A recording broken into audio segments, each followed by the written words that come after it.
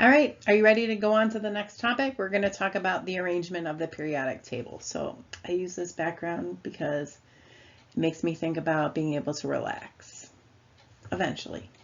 And we're going to talk about properties. So let's get to it. Here are the objective standards. Pause it and peruse if you want, but I'm going to get right to the content. So ready? Here we go. The arrangement of the periodic table. Again, so this should be kind of sticking in there. It's by atomic number. Remember, that reveals trends in the periodic law because when we arrange them according to their atomic numbers, elements with similar properties appear at regular intervals based on their what? Do you remember? Valence electrons. So the valence electrons are going to determine that ability of those properties to repeat. Okay. So the modern periodic table is arranged by what?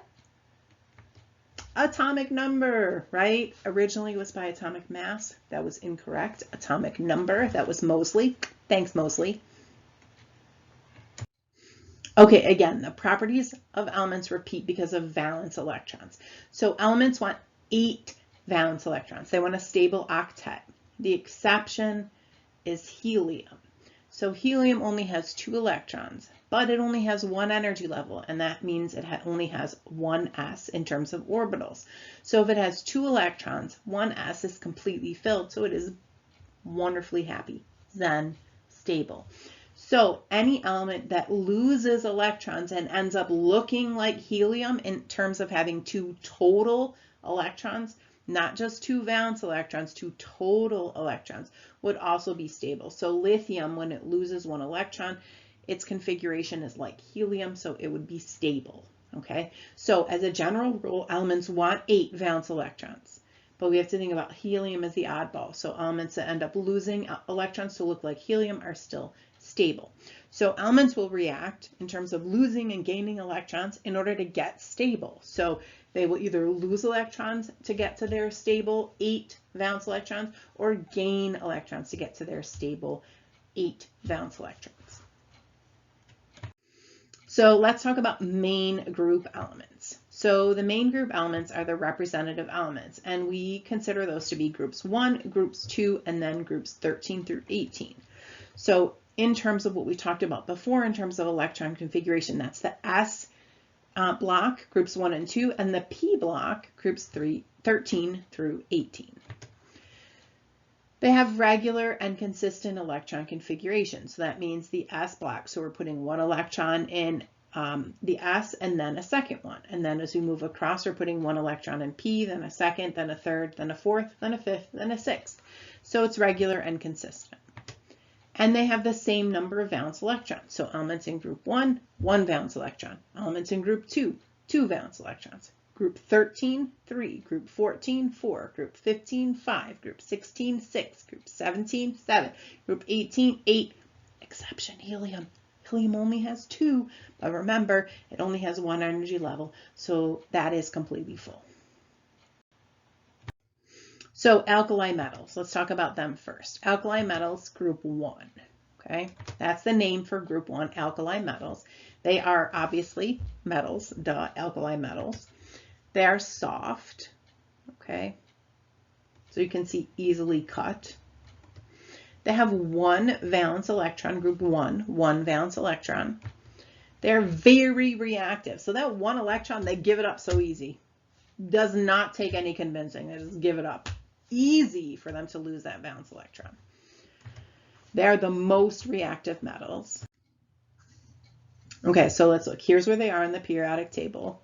Alkali metals. Hydrogen is not included because hydrogen is, we'll learn about it later, it's in a class by itself. It can act like a metal, it can act like a non-metal, it kind of can't decide. It's the only element that can exist without a neutron at all. So again, total oddball. So alkali metals, group 1, 1 valence electron, super reactive, okay? Very reactive, give up that 1 electron super easy. Oh, here you go, there you go, take it, fine, take it. They love to react. They will react with water to make alkaline or basic solutions, okay? There's rubidium, that's just water. Put it in water, highly reactive. But you can see lithium, sodium, potassium, their reactivity is slightly increasing. Then you get further down the group to rubidium, and all of a sudden the activity increases because it is easier and easier to give up that electron and react. Most often they are stored in oil so that they don't react with oxygen in the air. And we never find them as pure substances, as pure elements in nature. They're going to be found in compounds. So we're not going to have sodium existing in nature because it would have reacted like this. Now, alkaline earth metals, group 2, also metals. They are harder than those in the alkali metals, and they have 2 valence electrons. So they all end with 2 in their electron configuration, so they have 2 valence electrons. They are highly reactive, so they will give up. Here you go, fine, take them, that's it. I don't need them, take them. They will give up those electrons easily, just not as easily as the alkali metals. So alkaline earth metals are reactive, very reactive, highly reactive, just not as much as alkali metals. So here you find the alkaline earth metals, group 2, 2 valence electrons all the way down.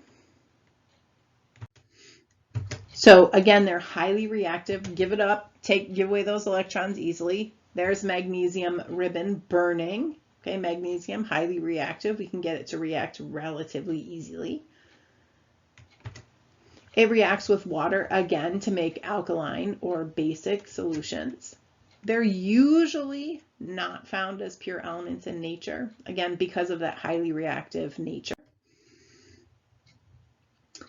Let's talk halogens. Halogens are group 17. Okay, they're non-metals. You can see there's the list of elements. They have 7 valence electrons, group 17, 7 valence electrons. You don't have to remember that, you can look it up. You can see what the configuration is for each of them. They're going to have a full S and 5 in P. You can see going down, if you look at each of those elements, they have 7 valence electrons. 2, so if I just pull this little pointer right here, 2 are in S and 5 are in P, so 2 plus 5 is 7. Okay, so that's how you read that kind of electron configuration. They're highly reactive. So this is the one, all right, fine, take it. Super easy. They're just waiting for electrons to steal, and they just do it so well. So they are highly reactive. They are the most reactive nonmetals. So here are the halogens in group 17. You can see all the way down from fluorine at the top and continuing down. This group is sort of weird because they have every state of matter. So fluorine and chlorine gas, bromine liquid, and then solids continuing down the group. So that makes them very unusual.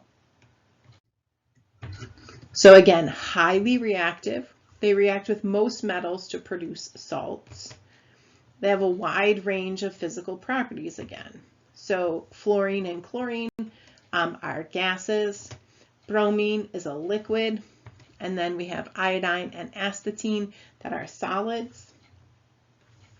If you just remember the first 2, gas. Next one, liquid. There's only 2 liquids on the periodic table. Got to remember them. Bromine's one of them. And then we go to solids. So luckily it goes in order, gas to liquid to solid.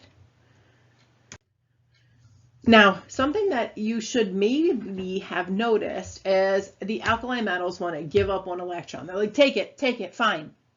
I don't need it, take it. I'm happier without it. And then we have the elements in group 17, the halogens, that are like, give me an electron. I want one. Where's one? I want it. Give it to me. Give it to me. Give it to me. They're all ready to take it. So alkali metals and halogens are perfect partners. They love it. Alkali metals want to give one away. Halogens want to take one. So there's a lot of compounds that will form between alkali metals and halogens because they are perfect partners. Now, noble gases. Noble gases is group 18. They're very stable. They have 8 valence electrons. Remember, the exception being helium, because helium has 1 energy level and only 2 electrons fit in energy level number 1. So helium has a completely full energy level, so it is still stable. So remember, 8 valence electrons is stable, or 2 total electrons, okay? So again, 8 valence electrons makes it stable. And there's a couple of 2 different visual ways that you can see the difference between those noble gases. They have very low reactivity. They already have 8 valence electrons. They're like, I'm good. I'm fine. I'm totally good. No, thank you. I'm good. Okay, noble gases on the periodic table, group 18. They're obviously all gases. Shocking, right? The name. So this whole group is all gases. But where else are gases? We have hydrogen. And then we have a little like 7 kind of flipped. So we have nitrogen, oxygen, fluorine, and chlorine. Right here, this little cluster. Those are also gases. So gas, gases, and then nitrogen, oxygen, fluorine, and chlorine are gases. Where do we have liquids on the periodic table? 2 right here. Here's 1, mercury. Here's 1, bromine. That's it. Everything else is a solid. So gas, gas, gas, gas, gas, group of gases, and then liquid, liquid. The rest are solids. So noble gases, again, very low reactivity. They already have 8 valence electrons, except for helium, 2 total. Helium, we use it to fill blimps. It's got low density. It's not flammable. It's not so reactive. Neon has a lot of uses.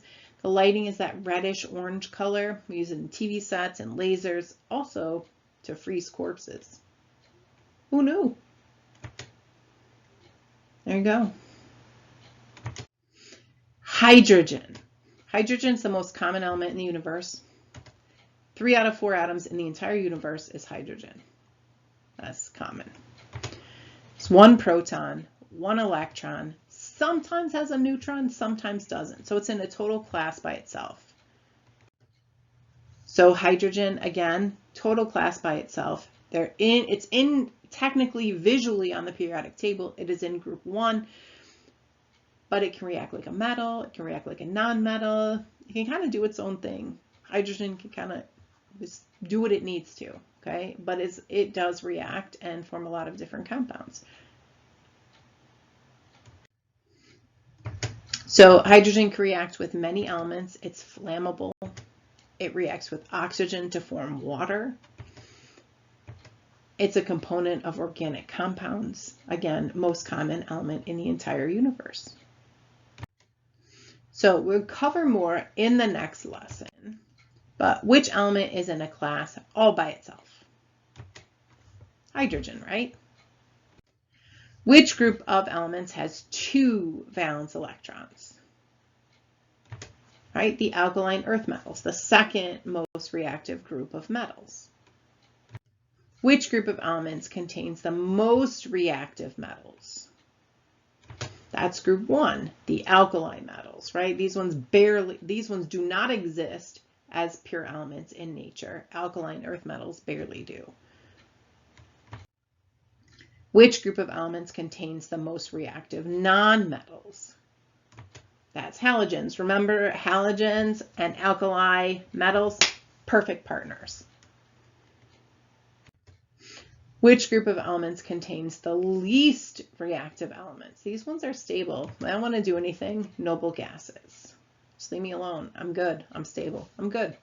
Don't need your electron. I'm good. Don't take my electron. Just leave it. We're good. And that is arrangement of the periodic table by properties. So I hope that you learned something new today.